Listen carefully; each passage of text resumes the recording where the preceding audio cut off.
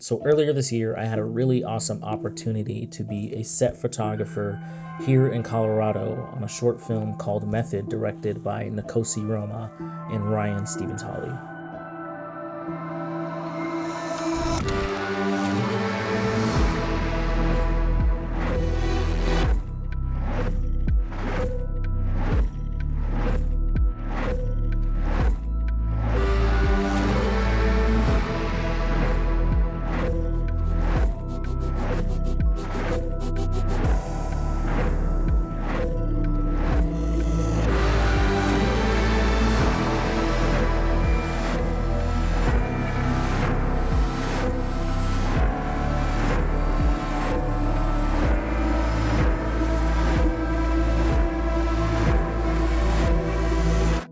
To give you a little bit of context, I've been working in the film industry for about 14 years now, coming up on 15. And throughout those years, I've worked in various positions on set, from handling a camera to simply being a PA.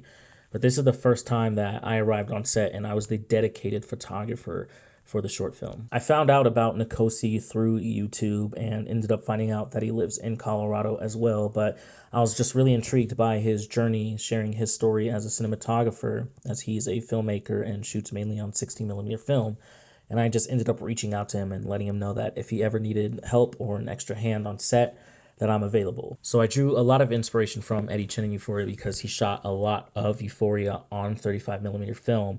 And because Nkosi is a 16 millimeter film shooter, he wanted all the BTS to be on film as well. So he partnered with Art House Film Lab, which is a film lab based out of LA, and they had sent me a handful of rolls of Kodak Vision 250D and 500T. Y'all, Eddie the editor here, real quick. Blow up Art House Film Lab because the photos you guys are about to see throughout this video, again, amazing work they're doing over there. Buy film from Art House Film Lab. Have your film developed at Art House Film Lab. So I've never shot Kodak Vision film ever before, and I didn't really know how to approach this film in terms of exposing it. So I reached out to Art House Film Lab, and they were extremely helpful in terms of just giving me advice on how to expose a film and giving me some examples. And I ended up treating the film as color negative film, and I actually pushed everything 2 stops.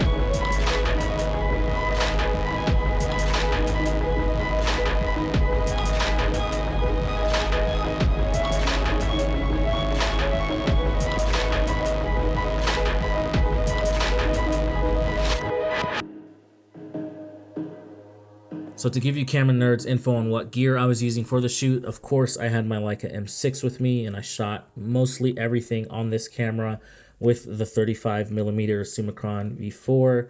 Absolutely love this lens and just this setup in general. I also had the Lomography Atoll 17mm wide angle lens, and I did an entire review of that lens on the channel, so check that out if you're interested in that. And of course, just seeing the specific photos that I shot with that lens in that video. I also used my 50mm dual range Summicron for this absolutely beautiful, iconic shot, this portrait of a mom that I took on day 2. Absolutely love this lens for portraits and for this specific reason. This lens is so sharp. There's so much detail into this photo, and I believe the film that this was Kodak Tri-X 400.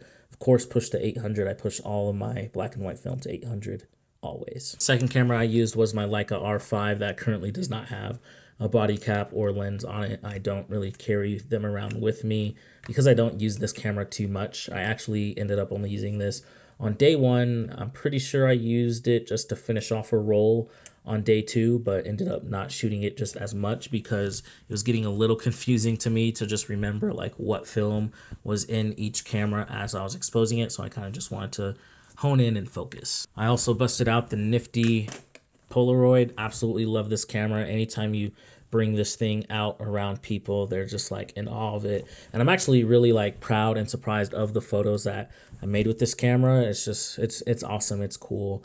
And you can just do really unique things with this camera. And also during the shoot, I used my Sony FX3 so that I can create some GIF style photos, but also because it has a mirrorless shutter, so it's completely silent. So during takes where, you know, we obviously didn't want to make noise, I could shoot that camera and still be able to capture stills.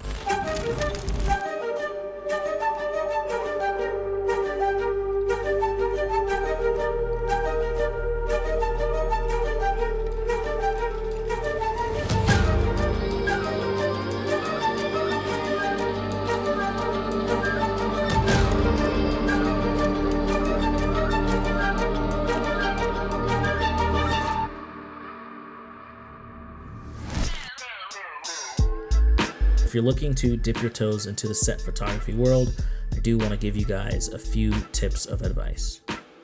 So over the course of 3 days, when I stepped on set each day, I did not know what each set would look like, but I did have in mind 3 very specific photos that I wanted to capture.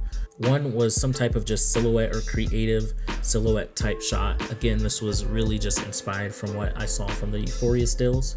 2 was just some type of creative slow shutter effect, which I was able to pull off on the second day when we shot in Greeley High School. And 3 was actually a shot that was inspired by a picture that I saw in the photo book that came with the Lomo 8-tool lens. So having these 3 shots in mind really just gave me a goal to aspire to throughout each day.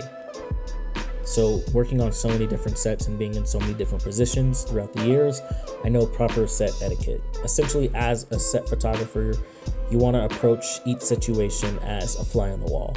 You have to have a proper understanding and just feel for when it's appropriate for you to come onto set and get the images you need, but then you also need to know when to get out of the way. And with that said, this is kind of a given, but you want to be friendly, you want to be fun to be around, you want to be that person that's capturing those intimate moments, so you want to be able to conduct yourself with the crew and cast so that you know when's the appropriate time to just communicate if you need them for a specific shot, or just be able to come in, jump in the shot, and still just stay out of their way so that they can also do their jobs.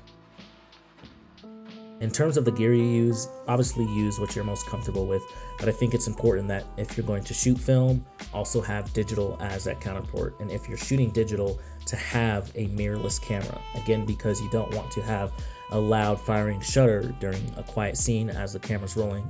If you have a mirrorless camera, that will enable you to be able to silently take photos as a take is rolling. This was a really cool and fun experience for me. Again, just having the opportunity to be exclusively the set photographer and not doing that job in tandem with being something like a PA or AC or something like that, so that I can just really focus on the task that was at hand specifically for me.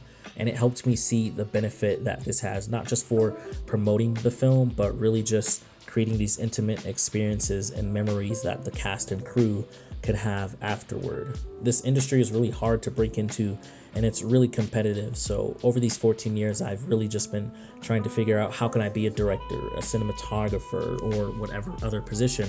But I never really considered the position of being a set photographer, especially being with how much that I love photography. After completing this 3-day shoot, it really just opened up my eyes into the possibilities of what being a set photographer is and just what that adds to any given production. So I'm definitely going to be seeking out more opportunities on how to be a set photographer.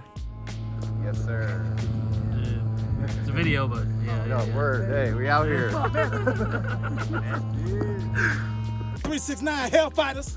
Yes, sir. 369 Hellfighters, we out here. Yeah. All day. World War I, Every Great day. War. All in the day's work, you know what I'm saying? Point blank at them. We out there, Point day and blank. night. Hellfighters. I'm a survivor, I will not give up. Go ahead. Go ahead. Yeah, they try to fuck up the history. We know what the history really about. Harlem Hellfighters, all day, every day. Speak And nobody on it. got killed. Nobody. Like I Everybody said, came I'm home. a survivor, I will not give up. love it, John.